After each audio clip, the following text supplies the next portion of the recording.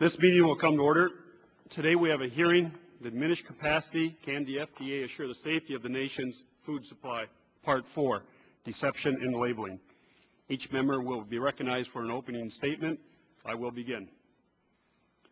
This is the fourth in a series of hearings this subcommittee has held on FDA's ability to assure the safety of our nation's food supply.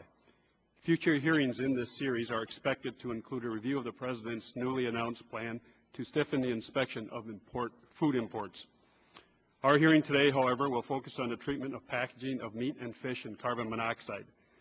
This recent innovation adopted by sub-members of the food processing industry is highly deceptive. Carbon monoxide artificially preserves the color of meat, making it appear fresh even after it has spoiled. For that reason, consumers cannot rely on the age-old method of looking at the appearance of meat and fish to gauge its freshness when it has been treated with carbon monoxide. Unfortunately, most consumers are unaware of this fact. Frankly, I was astonished to learn that carbon monoxide treatment provides no consumer benefit at all. Carbon monoxide does nothing to preserve the freshness of meat and fish. Carbon monoxide does nothing to prolong the food's shelf life, and carbon monoxide does not make food safer. Carbon monoxide does none of these things. To put it bluntly, the sole purpose of carbon monoxide packaging is to fool consumers into believing the meat and fish they buy is fresh, no matter how old it is and no matter how decayed it might be. That's because the carbon monoxide keeps the meat looking bright red. It even makes fish look better after treatment. Over the past few years, some of the largest food processors in the United States have decided to treat their meat with carbon monoxide. Both Cargill and Hormel, which are testifying today, treat large quantities of meat with carbon monoxide to artificially preserve its color indefinitely. Both companies will say this is not only a safe product, but a safer product because no butcher has touched it. That argument might have some weight if E. coli was not still appearing in carbon monoxide packaged meat in Cargill and other meat processing plants. Over the past year, there have been more than 40 meat recalls. Since October, Cargill has had two major recalls, one involving approximately 800,000 pounds of frozen ground beef, and most recently, more than 1 million pounds of fresh ground beef. It should be pointed out that approximately 11% of Cargill's fresh ground beef recall, comprising 119,000 pounds, had been treated and packaged with carbon monoxide. That recalled meat still looked fresh, red, and wholesome, but it contained the deadly E. coli bacteria. Carbon monoxide treatment also disguises rotten fish, something the FDA has known about since at least the mid-1990s. Nevertheless, that didn't stop the FDA from allowing fish importers to treat fish with so-called tasteless smoke, whose only active ingredient is carbon monoxide.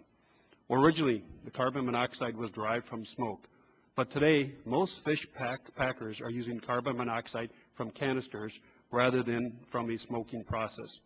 This begs the question of whether an FDA-approved label referring to carbon monoxide as tasteless smoke isn't further deceiving consumers. The U.S. market has been flooded with fish whose color is preserved or even enhanced by carbon monoxide. The committee learned from staff visits to several U.S. ports and FDA labs that a high percentage of this carbon monoxide fish is refused entry into the United States because it is decomposing or contains dangerous levels of histamine. The rejection rate of carbon monoxide fish at the port of San Francisco, for example, is between 20 and 30%. Today we'll be hearing from the President on one of the major importers of carbon monoxide treated fish. Despite the deceptive nature of carbon monoxide treatment and potential health threat, the FDA and USDA have turned a blind eye to this practice. The FDA, for example, has simply ignored federal law which requires a formal rulemaking with public input and comment for the use of food additives or coloring. Instead, the agency has granted its permission to use carbon monoxide through an odd process in which the FDA announces it has no questions about carbon monoxide's use. I'm looking forward to exploring this matter further with both the FDA and USDA witnesses today, for I and the American people have a number of questions that need to be answered.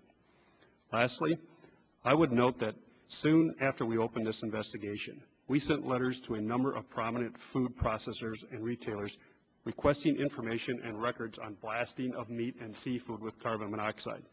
In response, Tyson's Food, Safeway, Giant Food, and Stop and Shop all agreed to stop selling carbon monoxide treated meat. In addition, Target decided to label all individual meat packages to inform the consumer the meat they are selling is treated with carbon monoxide, and to further caution the consumer that neither the color nor the use by or freeze by date can be relied upon as an indicator of freshness. Perhaps we can make additional progress today.